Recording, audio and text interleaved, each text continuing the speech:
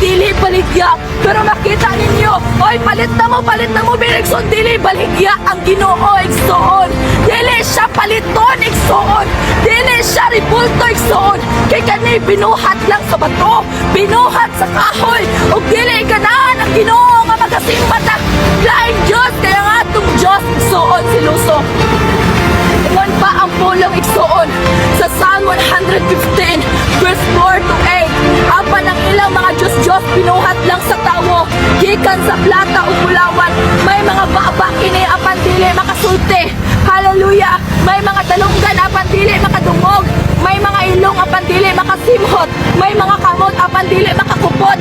May mga tiil apan dili makalakaw, dili ganit makatindog. Ang tanang nagahimo og misalig niini mga Diyos may sama usab kanila nga walay pulos. Ang pulong nga mismo nag-ingon igsoon. Ang pulong mismo nga nag-ingon sa Ginoo igsoon nga ang ilang mga mata kana mga ribulto ha, dili nakakita sa imong ginaagian, dili nakakita sa imong igsoon. Nanay kalunggan pero wala nakadungog sa imong ginampo. Nanay kamot pero dili na makagunet sa imong igsoon.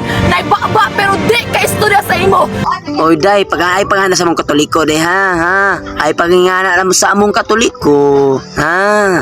Nganong pag-post mo ka og ingana?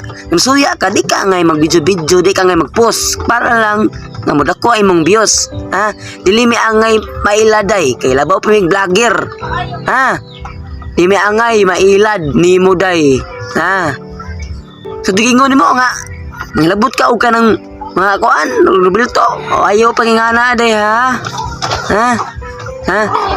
Yan na pa ka nga, wala pa ka ng labot nyo. Wa mo minang labot yung Katoliko. Usama na imo pagngawyaw, imo magipang pus. Ha? Ikaw rin mawawa na na day, ha? Sabot ka? Nagana. Ha? Kaya mamatay ata sa kalibutan. Usara taglungon. Usara tagminteryo. Ha? Sabot ka day? Sure ka diya? Ha?